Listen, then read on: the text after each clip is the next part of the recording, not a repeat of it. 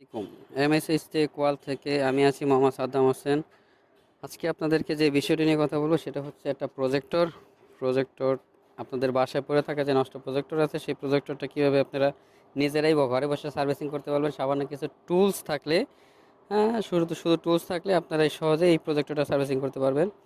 আর একটি কথা হচ্ছে যে এই প্রজেক্টর যদি ল্যাম্প চেঞ্জ করতে চান, আপনারা ভিতরে যে ল্যাম্প থাকে সেই ল্যাম্পের আলো অনেক সময় কমে যায়, সেই ল্যাম্পটার আলো কমে গেলে যদি ল্যাম্পটা চেঞ্জ করতে চান তাহলে কীভাবে এই ল্যাম্পটা চেঞ্জ করবেন সেটাই দেখাই দেবো আজকের এই ভিডিওতে। আপনারা বেশি বেশি করে এবং ফুল ভিডিওটি দেখবেন, স্কিপ না করে পুরো ভিডিওটি দেখবেন যেন আপনারা সহজেই এই প্রজেক্টর সামনে আসলে ভাই বিশ্বকাপের খেলা, যার নষ্ট আছে বাসায় প্রজেক্টর পড়ে আছে, নিজেই একটু চেষ্টা করেন।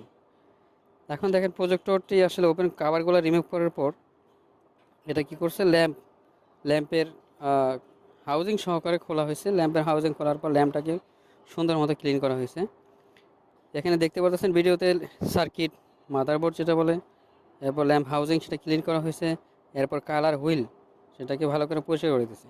আর এখন দেখানো হচ্ছে যে আসলে ল্যাম্প যে আছে প্রজেক্টরের ল্যাম্প হাউজিং থেকে কীভাবে খুলতে হয় সেইটা খোলার প্রসেসিংটা আপনাকে দেখানো হচ্ছে ভিডিওতে। ল্যাম্পের যে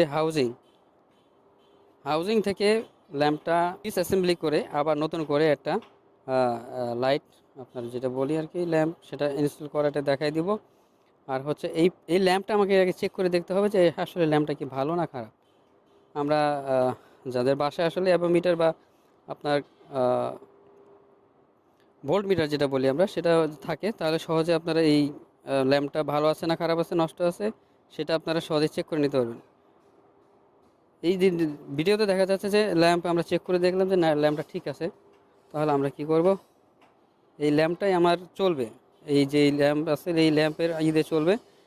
এখন দেখা যাচ্ছে যে ভিডিওতে দেখা যাচ্ছে যে লেন্স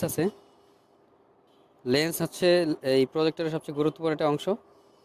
এই এই লেন্স আসলে সহজে নষ্ট হয় না, খুব একটা কমই নষ্ট হয়। লেন্সের সার্কিট আছে, সার্কিটের উপর আপনারা দেখবেন যে হিট সিং আছে, যেটাকে গরম হলে যেন সেটা লেন্সটা ঠান্ডা থাকে, সেটার জন্য এই অ্যালুমিনিয়ামের যেই হিট সিং সেটা ব্যবহার করা হয়। লেন্সের এই প্রজেক্টরের মেন পার্টটাই হচ্ছে লেন্স এবং মাদারবোর্ডস। এখন লেন্স দেখতে পারতেছেন ভিডিওতে দেখা যাচ্ছে লেন্স এর সার্কিট বোর্ড এবং অ্যালুমিনিয়াম কাভারটা কীভাবে লাগানো হলো। এরপর সব কিছু ঠিকঠাকভাবে সব কিছু পরিষ্কার হয়ে গেলে আমরা কি করব, সকল পার্টস সুন্দর করে চেক করে খুবই সতর্কতার সাথে আমরা লাগিয়ে দিয়ে স্ক্রুগুলো ভালো মতো টাইট দেব এবং মাদারবোর্ডের সাথে যে কেবল কানেক্টরগুলো আছে সেগুলো কানেক্ট করব। খুবই সূক্ষ্ম পার্টস, এখানে খুবই যত্ন সহকারে কাজ করা লাগবে, কারণ হচ্ছে আপনার পিন, যে কোনো একটা সকেটের পিন যদি একটু এলোমেলো হয়ে যায় তাহলে সহজেই কিন্তু আপনাদের যে কোনো প্রবলেম ক্রিয়েট হতে পারে। সকল ক্লিনিং কাজ সম্পন্ন হয়ে গেলে আমরা কি করব, সকল সাইড কাভারগুলো ঠিক মতো লাগাই দিব।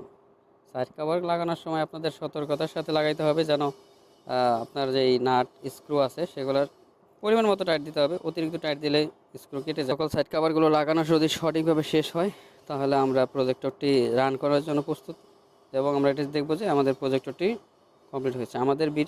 আমার এই ভিডিওটি যদি কারো ভালো লেগে থাকে তো লাইক কমেন্ট শেয়ার করবেন আর সবসময় আমাদের পাশে সাবস্ক্রাইব করতে ভুলবেন না। ধন্যবাদ।